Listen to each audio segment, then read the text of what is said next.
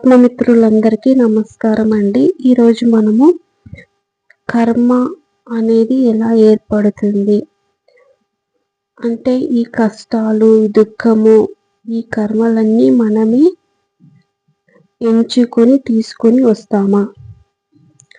అలా తెచ్చుకునే పని అయితే ఇన్ని కష్టాలు ఎందుకు? తెలిసి మనమే ఎందుకు తెచ్చుకుంటాము? ఎందుకు ఇలా అనుభవించడానికి తీసుకొచ్చుకుంటాము? తెలిసి ఎందుకు తెచ్చుకుంటాము అనేది క్వశ్చన్ అండి. ఈ క్వశ్చన్ వచ్చింది, అందుకని సమాధానం నాకు తెలిసినంత వరకు నేను చెప్తున్నానండి.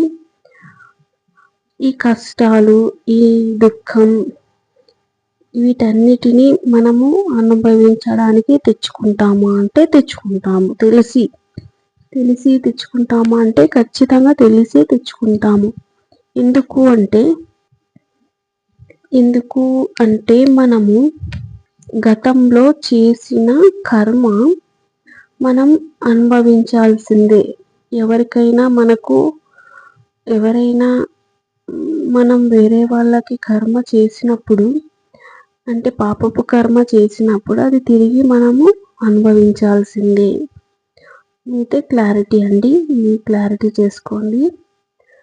ఎందుకు అంటే ఇక్కడ మనము ఏదైతే కర్మ ఇస్తామో అదే మనకి తిరిగి వస్తుంది.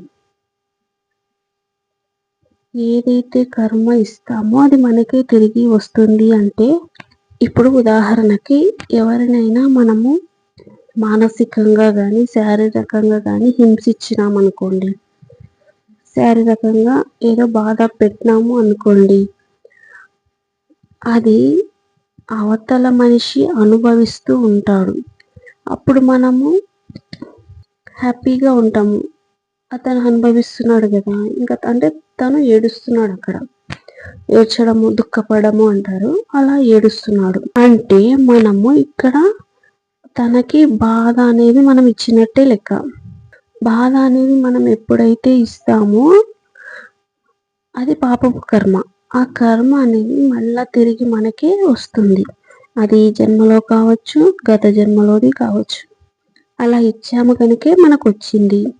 ఇప్పుడు మనం అనుభవిస్తున్న కర్మ వేరే అంటే ఇంకొకరికి ఇచ్చినాము గనకనే మనకి మళ్ళా అది తిరిగి వస్తుంది.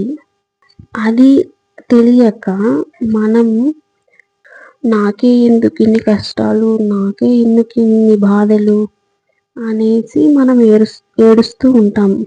అలా బాధపడడం అనేది కరెక్ట్ కాదు. ఎందుకు అంటే అది మనం చేసింటేనే మనకి వచ్చింది అనేది మనము ఎరుకలోకి రావాలి.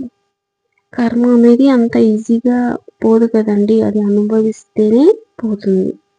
అలా అనుభవించడానికి మన ఆత్మ ఈ భూమి పైన జన్మ తీసుకునేటప్పుడే డిజైన్ చేసుకొని వస్తుంది.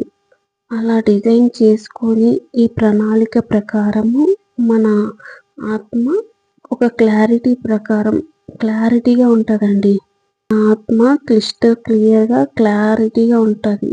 మనం ఇప్పుడు బాధపడుతున్నామే కానీ ఇది మనం తెచ్చుకున్న కర్మని, మనం అనుభవించాల్సిన కర్మని భూమి పైన అని మన ఆత్మ డిజైన్ చేసుకొని వచ్చింటది. అది ఈ శరీరంగా మనం అనుభవిస్తున్నప్పుడు మనకు ఆ ఎరుక అనేది ఉండదు. ఆ ఎరుక అనేది మనకి లేదు అన్నప్పుడు మనకి ఈ బాధలు నాకే ఎందుకు వస్తున్నాయి, కష్టాలు నాకే ఎందుకు వస్తున్నాయి అన్న ఆలోచన వస్తుంది.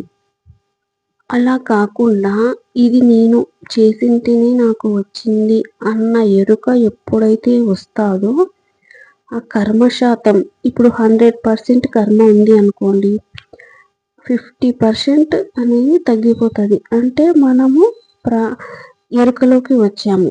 ఎరుక అంటే మన ఆత్మ ప్రణాళికలో భాగంగానే ఇది మనము అనుభవిస్తున్నాము అన్న ఎరుక మనకు వస్తుంది.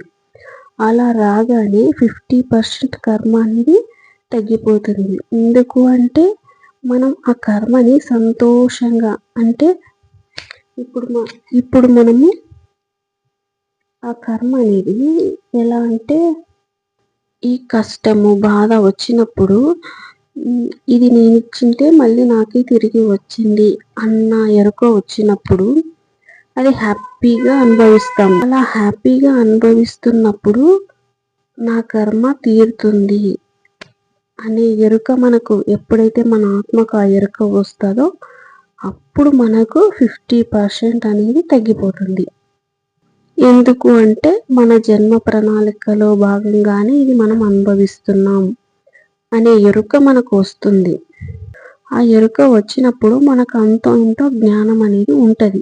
జ్ఞానం ఎలా వస్తుంది అంటే మన నిత్య జీవన విధానము, సరి అయిన జీవన శైలి, ధర్మంలో ఉండడము, ఎరుకతో జీవించడం వల్ల ఈ జ్ఞానం అనేది మనకు తెలుస్తుంది.